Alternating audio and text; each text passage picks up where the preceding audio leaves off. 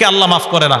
আমি আর উনি আমাদের দুইজনের মধ্যে শত্রুতা আছে, বিদ্বেষ আছে, আমগো দুইজনের আল্লাহ মাফ করবে না। আমগো দুইজনের মধ্যে বিদ্বেষ আছে, বিদ্বেষ। নবীজি বলেন ইল্লাম রান কানা বাইনাহু ওয়া বাইনা আখিহি শাহনা, ভাই ভাইকে দেখতে পারে না, যদি এমন হয় এই দুই ভাইয়ের আমল নামা আল্লাহ কবুল করে না। এবার দিয়ে আপনাকে আওয়াজ আসতে হয়ে গেছে, হ্যাঁ দেখছেন, কারণ এই রোগ তো আছে। এক ভাই আরেক ভাইকে দেখতে পারে না, বিদ্বেষ আছে না নাই? এক দোকানদার আরেক দোকানদারকে দেখতে পারে না, তার দোকানে ব্যবসা কেন ভালো হয় এই কারণে এক দোকানদার আরেক দোকানদারকে দেখতে পারে না, এমন ব্যবসায়ী আছে না নাই? এই বিদ্বেষ রাখা যাবে না, যার মধ্যে বিদ্বেষ তার আমল নামা আল্লাহ কবুল করবে না। তাহলে দুইটা জিনিস পাওয়া গেলাম আজকে, শিরিক এটাও কবুল করবে না, আবার বিদ্বেষ এটারও আল্লাহ মাফ করবে না। আল্লাহ আমাদের সকলকে বিদ্বেষ ভুলে ভাই ভাই হয়ে যাওয়ার তৌফিক দান করেন, আমিন। আপন ভাই ভাইরে দেখতে পারে না, এরকম দেখছেননি আপনারা? তাহলে বিদ্বেষ রাখা যাবে না। এই শিরিকের ব্যাপারে 9টা কথা বললাম। আল্লাহ আমাদেরকে শিরিক মুক্ত জীবন যাপন করার তৌফিক দান করেন, আমিন। এবার গুনাহের ব্যাপারে আরো 7টা কথা শোনেন। সাধারণ গুনাহ, এই যে আমরা চলতে ফিরতে যেই গুনাহ করি, সূরা শুরা আয়াত নাম্বার 30 আল্লাহ বলেন ওয়ামা আসাবাকুম মিন মুসিবাতিন ফাবিমা কাসাবাত আইদিকুম, আমার আপনার যে বিপদ আসে আল্লাহ বলেন এই বিপদ তোমাদের হাতের কামাই, এই বিপদ তোমাদের কর্মের কারণে আসে। ওয়ায়াফু আন কাসীর, আল্লাহ বলেন আমি আল্লাহ অধিকাংশ অপরাধ মাফ করে দেই।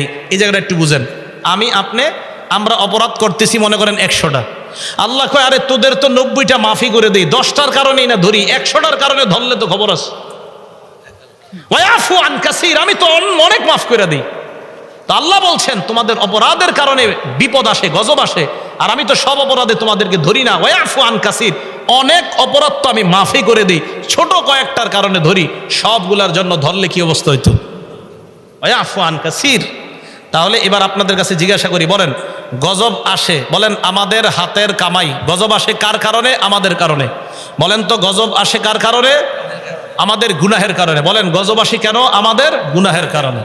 আল্লাহ আমাদেরকে গুনাহ থেকে বেঁচে থাকার তৌফিক দান করেন। এক ভাই কেন জানে আমারে কইছে, ওনার মনের আশা, হুজুর সমাজে গুনাহ আর গুনাহ নিয়ে ওয়াজ করেন, এই জন্য গুনাহ নিয়ে ওয়াজ করতেছে।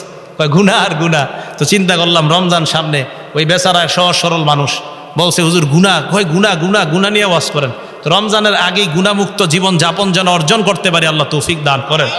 তো দেখেন আমাদের গুনাহের কারণে গজব আসে, এগুলো 1 নম্বর কথা।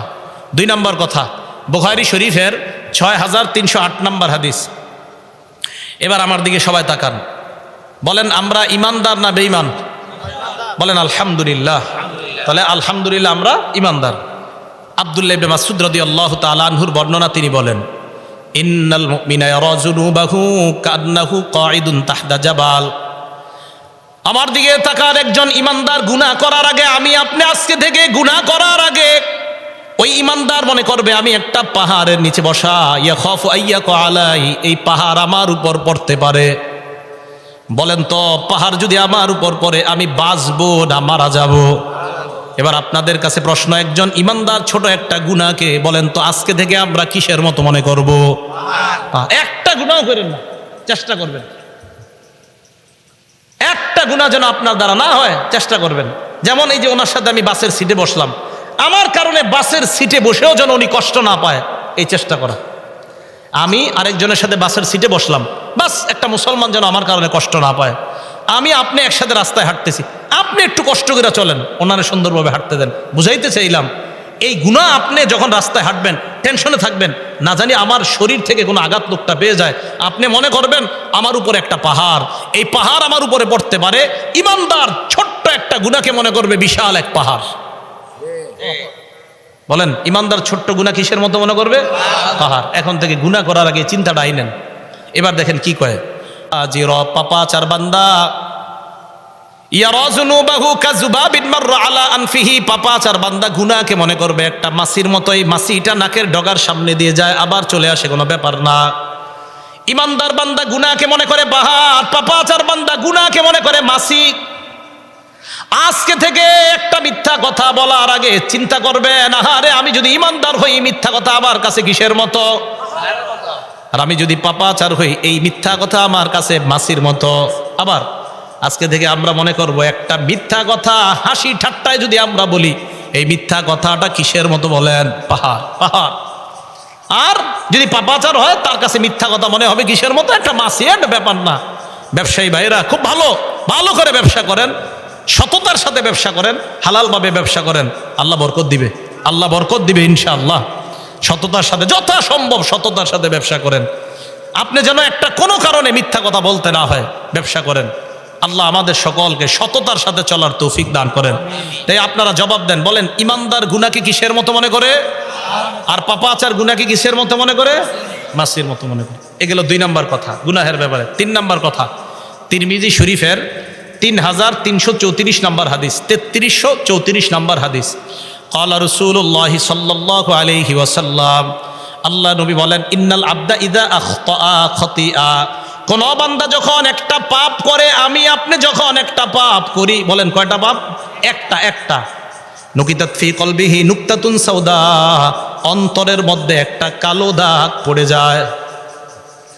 একটা পাপ করলে অন্তরে কালো দাগ। কয়টা পাপ? এবার একটু ভাইবেন তো, আজকে বালিশে মাথাটা লাগায় যে আমি একটা পাপ করলাম, ইন্না লিল্লাহ, আমার অন্তরে কালো দাগ পড়ে গেল। আমার নবীজি বলছেন তার মানে কালো দাগ পড়ে।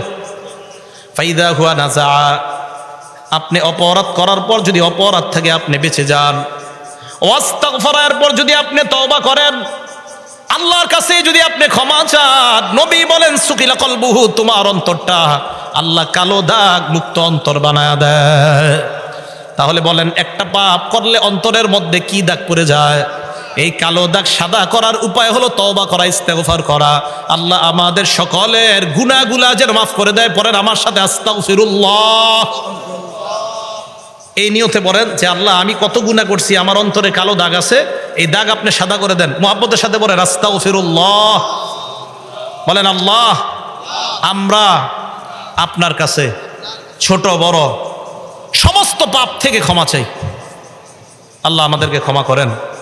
তাহলে একটা গুনাহ করলে অন্তরে কালো দাগ পড়ে যায়, যদি গুনাহ থেকে ফিরে আসে তাহলে ওই কালো দাগটা সাদা হয়। এবার দেখেন কি কয় নবীজি, ওয়া ইন আদা, এই গুনাহটা যদি আপনি আবার করেন, আজকে আপনি একটা মিথ্যা কথা বললেন, আবার আগামী দিন ওইটাই বললেন, এর পরের দিন আবার বললেন, এর পরের দিন আবার বললেন, এর পরের দিন আবার বললেন, আল্লাহর নবী কয় দাগ বাড়তে বাড়তে কালো দাগটা এক পর্যায়ে তোমার কলবের পুরা উপরের মধ্যে কালো আবরণ পড়ে যায়।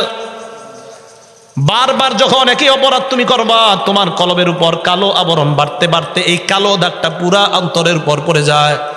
খাতার মধ্যে কালো একটা কলম দিয়ে দাগ দেন, দাগ দিতে দিতে এক পর্যায়ে বলেন তো এই পুরা পৃষ্ঠাটা দাগে দাগে ভরট করা সম্ভব কিনা?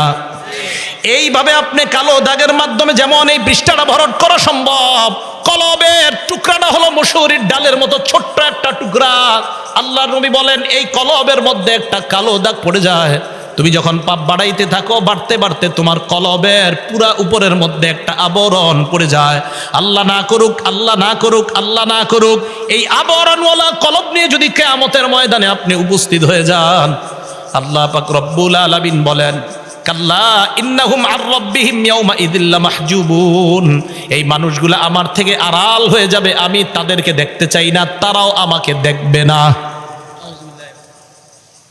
কিয়ামতের মাঠে এই কলবের উপর যদি কালো দাগ পড়তে পড়তে আপনার পুরা দাগের উপর, পুরা কলবের উপর আবরণ পড়ে যায়, আল্লাহ আপনার দিকে তাকাবে না,